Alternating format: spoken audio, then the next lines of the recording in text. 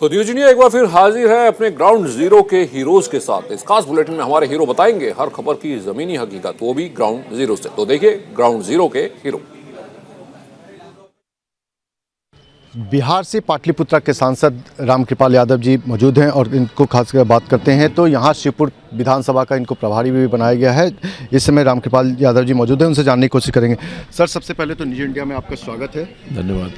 Sir, आपको उत्तर प्रदेश में शिवपुर विधानसभा जो कि काफ़ी हॉट सीट माना जा रहा है, इसका आपको चुनाव प्रभारी बनाया गया है, तो क्या सर रणनीति रहेगी चुनाव को लेकर? रणनीति थोड़ी बताया जाता है, रणनीति तो बना के काम किया जाता है। हमारे कार्यकर्ता सब लगे हैं और मुझे पूरा भरोसा है, जो मैंने ऑब्जर्व किया है, जनता का जो मन कि भारी मतों से हमारे उम्मीदवार जीतेंगे। सर, अगर हम बात करते हैं तो शिवपुर विधानसभा जो है, अगर शिवपुर विधानसभा ने वाराणसी की अगर हम बात करते हैं तो 8 सीट पे भाजपा का उसमें राज, जिसमें से 7 भाजपा के हैं और एक अन्य जो आपके सहयोगी पार्टी थे उसके साथ में था। अभी की अगर हम बात करते हैं वर्तमान समय में, शिवपुर जिस विधानसभा का आपको जिम्मेवारी दी गई है उसमें सुभाषपा के ओम प्रकाश राजभर जी आ रहे हैं, और जबकि यहाँ से कैबिनेट मंत्री अनिल राजभर भी चुनाव मैदान में है, अभी ऐसा कयास लगाया जा रहा है। अगर ओम प्रकाश राजभर आते हैं तो कितनी बड़ी चुनौती इसमें होगी? नहीं, कोई चुनौती नहीं होगी, चाहे कोई आ जाए उस पर कोई प्रभाव नहीं पड़ने वाला है, क्योंकि यहाँ पिछले 5 वर्षों में जो मोदी जी और योगी जी का काम हुआ है अद्भुत है। और ख़ास तौर पर जो अव्यवस्था फैली हुई थी भारतीय जनता पार्टी की सरकार के पहले की जो समाजवादी पार्टी की सरकार थी, उस अव्यवस्था में कोई वापस लौटना नहीं चाहता है। विकास नहीं था, लूट था, भ्रष्टाचार था, आतंक का वातावरण था, लॉ एंड ऑर्डर बिल्कुल था ही नहीं, लगता ही नहीं कि कोई कानून का राज है। तो हमारे सरकार आई है योगी जी के नेतृत्व में उत्तर प्रदेश में, तो कानून का राज स्थापित हुआ है और हर लोगों का विकास हुआ है, हर क्षेत्र का। और बनारस, शिवपुर क्या, बनारस क्या, उत्तर प्रदेश एक नए निर्माण करवाया है मोदी जी और योगी जी के जोड़ी ने। और मैं समझता हूं कि निश्चित तौर पर पिछले बार जो रिजल्ट हुआ था उससे बढ़िया रिजल्ट होने वाला है, न सिर्फ शिवपुर में बल्कि पूरे उत्तर प्रदेश में और बनारस में। तो ये थे रामकृपाल यादव जी, जिन्होंने मतलब कहा है कि इस बार जो सरकार जो है पूर्ण बहुमत की सरकार आएगी और जिस पर 350 का आंकड़ा जो है सरकार इस बार पार करेगी और पूर्ण बहुमत से सरकार जो है फिर से उत्तर प्रदेश में योगी आदित्यनाथ जी के नेतृत्व में बनेगी। न्यूज इंडिया के लिए मदन मोहन शर्मा, वाराणसी। महाराष्ट्र के पूर्व मुख्यमंत्री पृथ्वीराज चौहान जी हमारे साथ हैं। सर, आपने आज सेना के मुद्दे को लेकर प्रेस कॉन्फ्रेंस की, क्या कुछ कहेंगे? आज अखिल भारतीय कांग्रेस कमेटी के द्वारा पूरे देश के लिए, सिर्फ उत्तर प्रदेश के लिए नहीं, पूरे देश के लिए इन 5 राज्यों में चुनाव आज हो रहे हैं, कुछ दिनों के बाद होने वाले चुनाव राज्यों में, लेकिन पूरे देश का मुद्दा जो हमारे सैनिक है, बहादुर सैनिक है, जो शहीद हुए हैं उनके परिवारजन हैं, जो चोटिल हुए हैं उनके परिवारजन हैं, उनके हितों की रक्षा करने की बात सभी दल कहते हैं। अब आप तो जानते हैं कि भाजपा ने सैनिकों के शौर्य का कितना फ़ायदा उठाया था पिछले चुनाव में, लेकिन उस समय और उसके बाद में जब भी जो भी वादे किए थे और कांग्रेस पार्टी ने अपने कार्यकाल में जो वादे किए थे, जो निर्णय लिए थे, उनको रद्द करना और जो भी चुनाव के दौरान मोदी साहब ने खुद वादे किए थे उसको अमल में नहीं लाना, इसके बारे में हमने कुछ 10 स्पेसिफिक मुद्दों सबूत के साथ, सरकारी आंकड़ों के साथ हमने देश के सामने पेश किए, आपके सामने पेश किए हैं। सर, एक सवाल और, विधानसभा चुनाव नज़दीक है तो कांग्रेस पार्टी किस तरह तैयार है? विधानसभा चुनाव नज़दीक है तो कांग्रेस पार्टी के, देखिए सब लोग यहाँ बैठे, कार्यालय वॉर रूम में बैठे, हम पूरी तरह से ताकत से यूपी कांग्रेस चुनाव लड़ रही है। जैसे मैंने अभी कहा कि पहली बार पूरी 403 विधानसभा क्षेत्र में हमारे प्रत्याशी लड़ेंगे और ताकत से लड़ेंगे। तो ये थे महाराष्ट्र के पूर्व मुख्यमंत्री पृथ्वीराज चौहान जी, जिन्होंने साफ तौर से बताया कि कांग्रेस पार्टी पूरी तरह से चुनाव के लिए तैयार है और पूरी 403 सीटों पे सरकार बनाएगी। लखनऊ से न्यूज इंडिया के लिए अबू तलहा।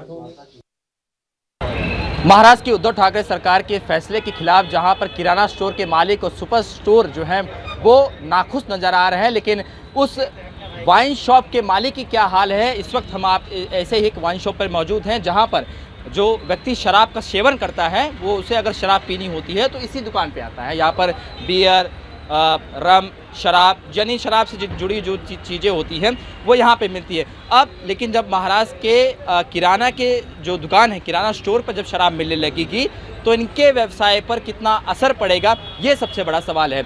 आपका नाम, सबसे पहले आपका नाम बताइए। अजय कुमार। ये बताइए कि सरकार ने तो फैसला कर लिया है कि किराने की दुकान पर शराब मिलेगा, तो आप लोगों के व्यवसाय पे कितना असर पड़ेगा? क्योंकि आप भी शराब बेचते हैं, जो शराब जिसको लेना आपकी दुकान पे आता है, जब वहाँ चले जाएंगे तो आपकी दुकान पे कितना? दुकान पे बहुत असर पड़ेगा ना, हमारी दुकान पे बहुत असर पड़ेगा। हाँ, क्या धंधा कम होएगा, हमें भी ये सब देखना पड़ता है ऊपर नीचे। अभी जो खाने के सामान पे भी दारू मिलने लगेगा तो भी उससे कुछ नहीं हो सकता। सरकार किराना की जो स्टोर है उसमें कहा है कि आप 5,000 रुपये साल का दीजिए और लाइसेंस पाइए, फिर आप दारू बेचिए। आप लोगों का लाइसेंस तो बहुत महंगा आता है। हम लोग का लाइसेंस बहुत महंगा है, उसका रिन्यूअल फीस भी बहुत महंगा आता है, लेकिन अभी वो 5,000 में उधर लाइसेंस दे रहे हैं। मेरा बोलने का मतलब कि जो जहाँ पे खाने का सामान मिलता है वहाँ पे सिर्फ खाने का सामान चलेगा, जहाँ पे दारू मिलती है वहाँ पे दारू मिलना चाहिए। बिल्कुल साफ तौर पर 50% असर जो है वो पड़ते हुए दिखाई देगा, क्योंकि जो शराब की जितनी भी दुकानें हैं वो कहीं ना कहीं इंतज़ार रहता है कि ग्राहक कब आए, लेकिन जब किराने की दुकान में शराब मिलने लगेगी तो आप समझिए कि दुकान, जो शराब की दुकान खोल के पहले से ही बैठे हैं, जो लाइसेंस लेके बैठे हैं, उनके व्यवसाय पर कितना असर पड़ेगा। कुल मिलाकर जिस तरीके से महाराष्ट्र की उद्धव ठाकरे सरकार ने फैसला तो ले लिया, लेकिन इसमें अब जो मुनाफे की बात करें या घाटे की बात करें तो मुनाफा घाटा अब दोनों तरफ जो है होते हुए दिखाई दे रहा है। राशन की दुकान के जो मालिक हैं वो साफ तौर पे कह रहे हैं कि अपनी दुकान पे स्टॉल नहीं लगाएंगे, तो वहीं जो उसकी बात करें, जो दारू की दुकान होती है, जो शराब की दुकान होती है, उनके मालिक का कहना है अगर ऐसा होता है तो उनके व्यवसाय पर कहीं ना कहीं बुरा असर जो है वो पड़ते हुए दिखाई देगा। कैमरामैन बबलू राउत के साथ शुभम पांडे, न्यूज़ इंडिया, मुंबई। मुंबई के अलग अलग सुपरमार्केट में इस वक्त हम मौजूद हैं, जहां पर आप देख सकते हैं कि रोज़मर्रा की जीवन में आने वाली तमाम वो वस्तुएं इस वक्त आप मेरे पीछे चारों तरफ देख सकते हैं, जहां पर रोज़ अपने परिवार के साथ लोग आते हैं। ऐसे में इस जगह पर अगर शराब की बिक्री होने लगे या शराब बेचने का जो सिलसिला है वो शुरू हो गया तो आप सोचिए कितना इससे फ़र्क पड़ेगा। इस वक्त देखिएगा ऐसे हम सुपरमार्केट में मौजूद हैं जहाँ पर आप देख सकते हैं यहाँ पर हर वो चीज़ें यहाँ पर उपलब्ध है जो इंसान के जीवन में रोज़ाना काम आती हैं। लेकिन अब जिस तरह से महाराष्ट्र सरकार ने फैसला लिया है कि जो दुकानदार हैं वो अगर चाहें तो इस प्रीमाइसेस में, ये जहाँ पे आप चीज़ें, ये सब चीज़ें जो देख रही हैं, फिनाइल, ये डोमेक्स और ये जो चीज़ें आप शैम्पू, पाउडर, चीज़ें जो आप देख रहे हैं, इन सब के बीच आप कोने में अलग काउंटर बना के आप शराब जो है वो बेच सकते हैं। लेकिन इससे जो दुकानदार हैं वो किस तरीके से इससे खुश हैं, क्या वो इस फैसले का स्वागत करते हैं, ये बहुत महत्वपूर्ण होगा, क्योंकि ग्राहक जो है वो पहले से ही नाराज़ चल रहे हैं। क्योंकि जिस तरीके से कई सारे लोग कह रहे हैं कि जब वो दाल चावल या चीज़ें लेने जाएंगे तो उनके पति जो शराब का सेवन करते हैं वो कहेंगे मेरे लिए एक दारू का बोतल भी लेके आओ। तो ये बहुत बड़ा इशू है, बहुत बड़ा विषय है, क्योंकि मुंबई शहर में हमेशा देखा गया कि दारू पी के बहने के बाद कई सारे लोग जो हैं उत्पात मचाते हैं और उसकी मुख्य वजह होती है शराब का सेवन। हम यहाँ इनसे ही जानेंगे, क्योंकि ये इस स्टोर की जो है यहाँ की मैनेजर हैं और ये इन्हीं के अंडर में स्टोर पूरा चलता है।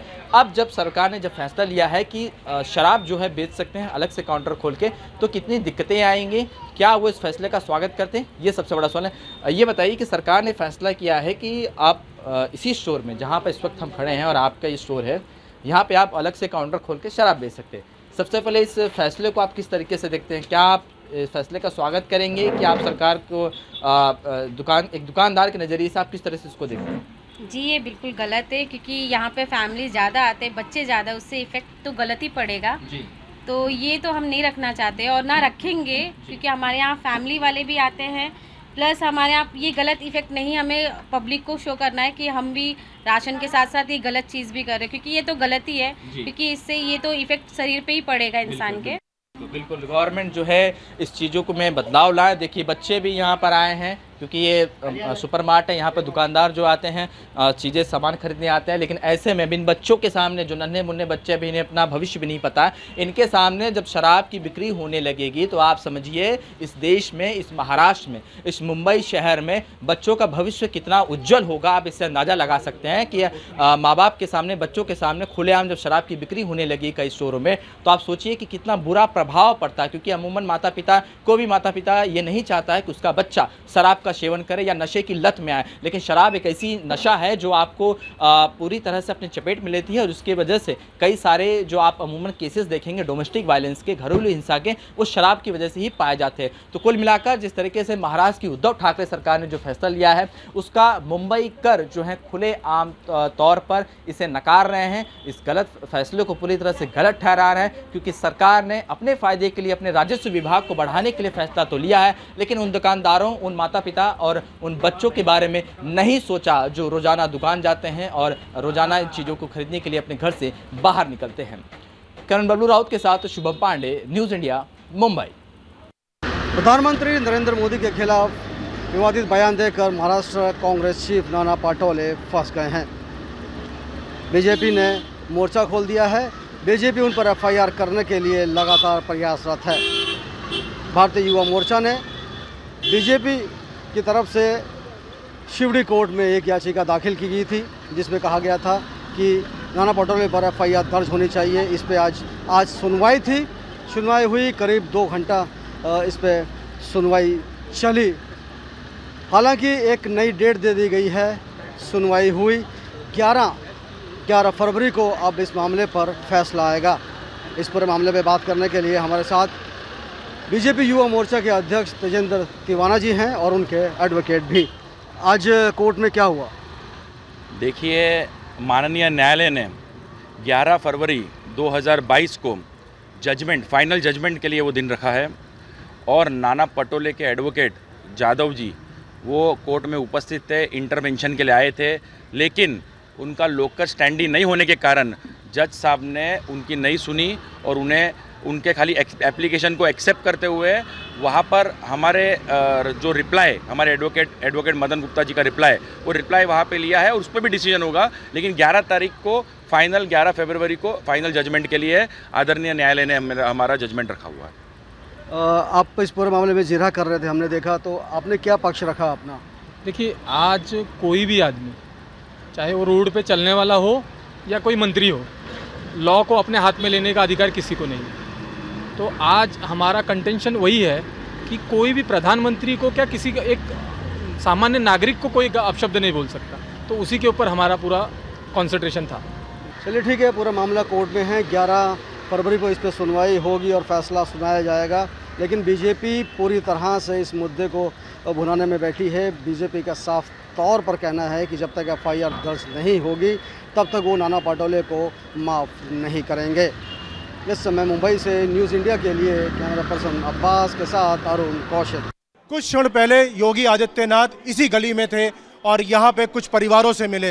ये एक वो परिवार है जहाँ पर योगी आदित्यनाथ आए, इनसे जनसंपर्क किया, वोट मांगा। आइए इनसे जानते हैं हाल और कैसा, जब आपके सामने प्रदेश के मुख्यमंत्री आए और आपसे वोट की गुहार करी तो आपको कैसा लगा और क्या कहना चाहेंगे? हमें बहुत अच्छा लगा उनकी, आज हमने आमने सामने उनको देखा और उससे हमें बहुत ही मतलब खुशी हुई है कि हमारी गली में आज मुख्यमंत्री जी आए हैं और ये हमें बहुत ही खुशी हुई है उन्हें देख के। और उन्होंने कहा है कि ये अमित जी खड़े हैं, इनको सफल बनाइए। अच्छा लगा, मुख्यमंत्री जी हमारे घर पे आए हैं और अमित अग्रवाल जी के लिए कहा है कि मतलब इनको वोट देना। बिल्कुल कहा जा सकता है कि जिस तरीके से बीजेपी अपनी कैंपेनिंग कर रही है और घर घर जाके लॉबिंग कर रही है या यूँ कहिए डोर टू डोर कैंपेनिंग कर रही है, तो उससे तो ये साफ जाहिर होता है कि पश्चिमी उत्तर प्रदेश हमेशा से भारतीय जनता पार्टी के लिए एक अहम भूमिका निभाता रहा है। और जैसा कि हम चर्चा करते रहे हैं, मैं एक बार फिर दोहराना चाहूँगा कि जब जब पश्चिमी उत्तर प्रदेश से भारतीय जनता पार्टी को लीड मिली है तब तक बीजेपी, चाहे वो केंद्र हो चाहे फिर राज्य हो, वहाँ पर सत्ता में उन्होंने राज किया है, लौटे हैं और अपना परचम लहराया है। न्यूज़ इंडिया के लिए मेरठ से कमल भार्गव। किसान आंदोलन के सबसे बड़े चेहरे भारतीय किसान यूनियन के प्रवक्ता राकेश टिकैत आज लखनऊ में हैं। क्यों ये लखनऊ आए हैं, इनसे बात करते हैं। राकेश जी, क्या वजह है लखनऊ आने की? आप कुछ अधिकारियों से लखीमपुर के नरसंहार मामले मिल रहे हैं। के मामले में, गन्ना किसानों के मामले में अधिकारियों से मिलेंगे हम आज। क्या मांग है आपकी? वहाँ के कुछ वादे हुए थे, उनकी नौकरी के सवाल थे, क्योंकि उनके परिवार के लोग पूछते हैं। जो लोग हॉस्पिटल में थे उनका मामला है, कुछ और इशू हैं, कुछ गन्ना भुगतान के इशू हैं। कितना भुगतान है? सरकार कह रही है कि हमने तो बहुत भुगतान कर दिया, पिछली सरकारों से कहीं ज्यादा। अरे पिछली सरकार से ये यही तोड़ जाने का काम करें। भाई 14 दिन में हमने जो गन्ना डाल दिया उसका पैसा दे दो। ये तो कानून में भी है। ये कानून हम यही तो चाह रहे हैं कि ये कर दो आप। अब आपने कितना दे दिया वो थोड़ा सवाल है, हमने जितना गन्ना डाला होगा उतना ही तो दिया होगा। लखीमपुर में जब नरसंहार हुआ था उसमें हमारा भी एक साथी मारा गया था, आप गए थे वहां पर। एक बात और हुई थी कि टेनी मिश्रा जो गृह राज्य मंत्री हैं उनको बर्खास्त किया जाएगा। वो उत्तर प्रदेश के तो हाथ में है नहीं, लेकिन हम इनके माध्यम से अपनी बात कहेंगे। तो इसका मतलब भारत सरकार, इनका कहना है कि भारत सरकार उसको करेगी। भारत सरकार और यहाँ की सरकार तो एक ही पार्टी की। उन्होंने उस टाइम पे भी जब अधिकारी वहाँ पर थे, उन्होंने एक इशू को छोड़ के और चीज़ों पे बात करी थी, तो जिस पे उन्होंने वादा करा उसको पूरा करें।